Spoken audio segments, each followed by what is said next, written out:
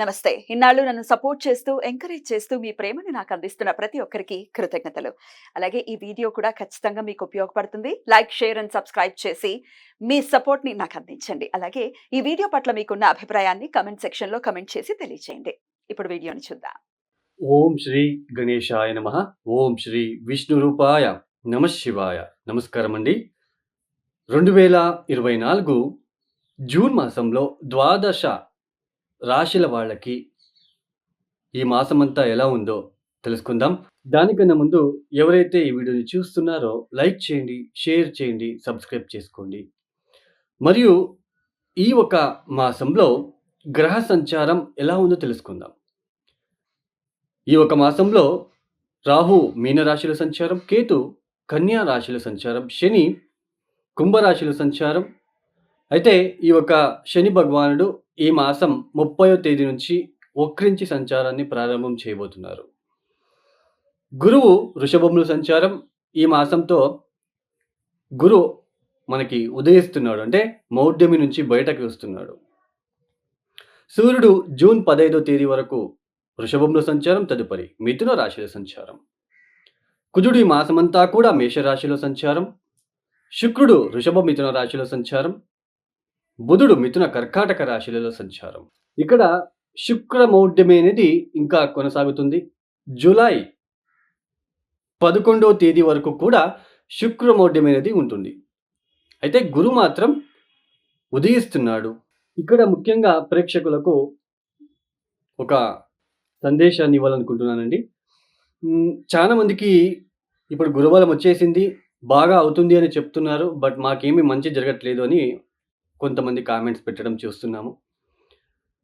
అయితే ఇక్కడ మెయిన్ అండి, అష్టక వర్గ బిందువులు ఇంపార్టెంట్, మరియు దశాభుక్తి కూడా ఇంపార్టెంట్ అండి.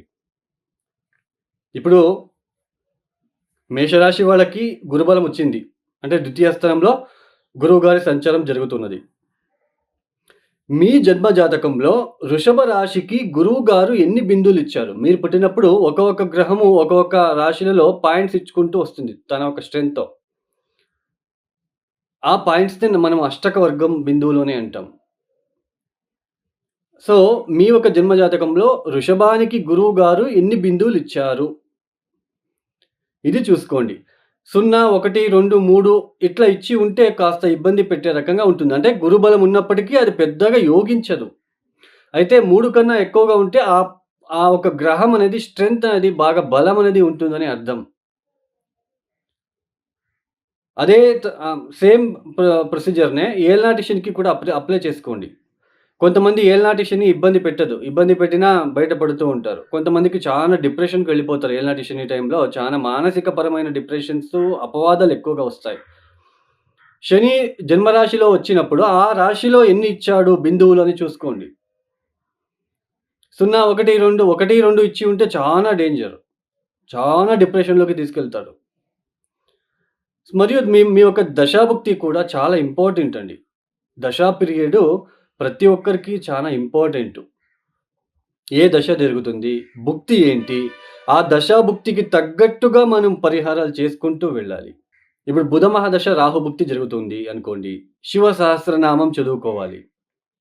మనమే ప్రతిరోజు చదువుకోవడము, లేదా మనము పంతులతో ఏదైనా శివాలయానికి వెళ్ళి శివ సహస్రనామం చేయండి అంటే చేస్తారు. అదే ఇప్పుడు మనకి గురు మహాదశలో రాహుభుక్తి అనుకోండి. తిలా హోమం చేసుకోవాలండి. తిలా హోమం అంటే ఇది పితృదోషాలలో పితృదోష పరిహారం చేసేటప్పుడు ఆ పరిహార భాగంలో తిలా హోమం అనేది కూడా ఒకటి ఉంటుంది. అదే చంద్రమహాదశలో శుక్రభుక్తినో, బుధభుక్తినో అలా ఉన్నప్పుడు, లేదా శుక్ర మహాదశలో చంద్రభుక్తి ఉన్నప్పుడు మహాలక్ష్మి అమ్మవారిని పూజించాలి. ఇలా దశాభుక్తిలో వచ్చినప్పుడు మనము వాటికి తగ్గట్టుగా ఆ దశాభుక్తి రాకున్న ముందే పరిహారాలు చేసుకోవాలి. రేపు ఎగ్జామ్ అన్నప్పుడు పిల్లవాడు చదివితే ఏమవుతుంది? ఎగ్జామ్ రాస్తే మనకి నో యూజ్ కదండీ. సో, అలానే దశాభుక్తి ఇంకొక 1 మంత్‌కి ప్రారంభమవుతుంది, నెక్స్ట్ మంత్ వస్తా ఉంది అన్నప్పుడే మీరు మేలుకొని మీరు ఆ పరిహారాల్ని అప్పటి నుంచే పాటిస్తూ వస్తే ఆ ఒక పెద్దగా దశాభుక్తి పెద్దగా ఇబ్బంది పెట్టినప్పటికీ దాని నుంచి బయటపడే మార్గం కూడా చూపిస్తుంది. సో, ఇది అండి మీకు తెలియాలని చెప్పాను. అష్టకవర్గ బిందువులను చూసుకోండి, దశాభుక్తిని చూసుకోండి. వాటికి తగ్గట్టు పరిహారాలు చేసుకుంటూ వెళ్ళండి. సో, మీరే స్వతహా పరిహారాలు చేసుకోవడం ద్వారా చాలా రిజల్ట్ అనేది తొందరగా చూడొచ్చు. మీరే కాయ, వాచ, మనస, భక్తితో ద్వాదశ రాశుల వాళ్ళ ఒక ఫలితాలు ఒక్కొక్క రాశికి ఎలా ఉంటుందో మనము చూసుకుంటూ వెళ్తామండి. ఇక రెండవ రాశి వృషభ రాశి. ఈ వృషభ రాశి వాళ్ళకి ఈ ఒక మాసంలో యోగిస్తున్న గ్రహాల సంఖ్య అనేది తగ్గింది. ఎందుకు అంటే కుజుడు ఇన్ని రోజులు గత మాసంలో లాభస్థానంలో సంచారం చేశారు రాహుతో కలిసి. అయితే ఇక మీద వ్యయస్థానానికి వస్తున్నాడు. అంటే ఈ ఒక వృషభ రాశి వాళ్ళకి కుజుడి యొక్క యోగ ఫలితాలు తగ్గుతున్నాయని చెప్పుకోవచ్చు. ముఖ్యంగా వృషభ రాశి వాళ్ళకి లాభస్థానంలో ఉంటున్న రాహు, దశమ స్థానంలో ఉంటున్న శని వలన, తర్వాత ద్వితీయంలో ఉంటున్న తృతీయంలో అంటే ద్వితీయ, తృతీయ స్థానాల్లో బుధుడు ఒక సంచారం ఏదైతే ఉందో కాస్త శుభ ఫలితాలను ఇస్తున్నారు. మెయిన్ ఈ మాసమంతా రాహు బలిష్టంగా ఉన్నాడు. శని ఉద్యోగంలో మాత్రమే బలిష్టంగా ఉన్నాడు. ఉద్యోగంలో మాత్రమే మీకు అభివృద్ధి ఇస్తున్నాడు. మీరెంత కష్టపడితే రాహు అంత లబ్ధి ఇస్తాడు. రాహు లాభస్థానంలో ఉన్నాడు. అంటే శని అంటేనే హార్డ్ వర్క్. ఓకేనా? దశమ స్థానంలో ఉంటున్న శని ఓన్లీ ఉద్యోగంలోనే మీకు ఫోకస్ అయ్యేలా చేస్తున్నాడు. బట్ మనకిక్కడ దశమ స్థానంలో ఉంటున్న శని చతుర్థ స్థానాన్ని సమసప్తక దృష్టిలో చూస్తున్నాడు. తృతీయ దృష్టితో వ్యయస్థానాన్ని చూస్తున్నాడు.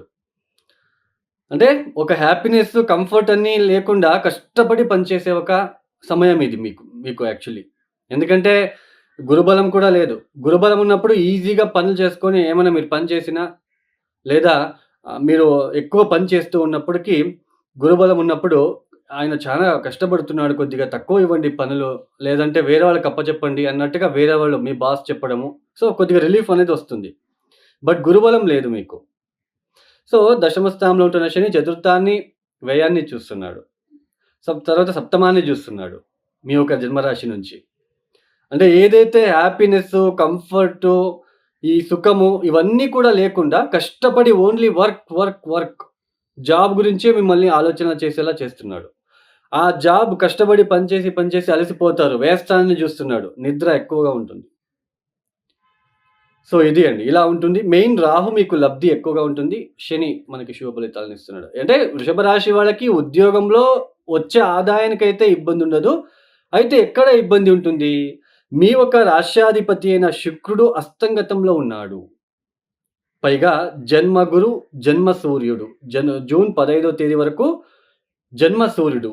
సో, ఆరోగ్యపరమైన ఒత్తిడులు, ఆరోగ్యం విషయంలో కొద్దిగా డబ్బులు ఖర్చులవ్వడం లాంటివి, కొద్దిగా అట్రాక్టివ్‌గా ఉండలేకపోవడం. అంటే ఏదో ఆలోచన, నేనేదో చేయాలి అన్నట్టుగా, నేనింకా నేర్చుకోవాలి అన్నట్టుగా ఫీల్ అవ్వడము, నేనింకా తక్కువ నేర్చుకున్నాను అన్నట్టుగా. సో, ఇలాంటివన్నీ ఎక్కువగా ఉంటాయి. సో, ఆరోగ్యపరమైన చిన్న ఒత్తిడులు, ఖర్చులు పెరగడము వాటి వలన. సో, ఇలాంటివన్నీ ఎక్కువ చూడాల్సి ఉంటుంది.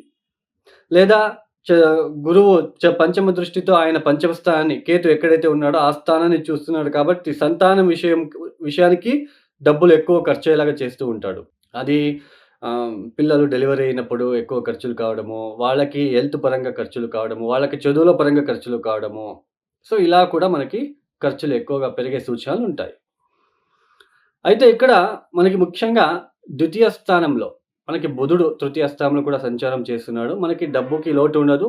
కుటుంబ పరంగా కూడా కొన్ని అప్పుడప్పుడు కొంచెం మనస్పర్ధలు ఇవన్నీ కూడా ఉంటాయి. ఎందుకంటే శుక్రుడే అస్తంగతం అవుతున్నాడు అయ్యాడు కాబట్టి జన్మగురు మీకు నచ్చని పనులు చేయడం లాంటివి, కుటుంబంలో అలాంటివి చూడడము. సో, మీకు కోపం లాంటివి ఎక్కువగా ఉంటుంది. ఉద్యోగానికి ఇబ్బంది ఉండదు. వచ్చే లాభానికి ఇబ్బంది ఉండదు.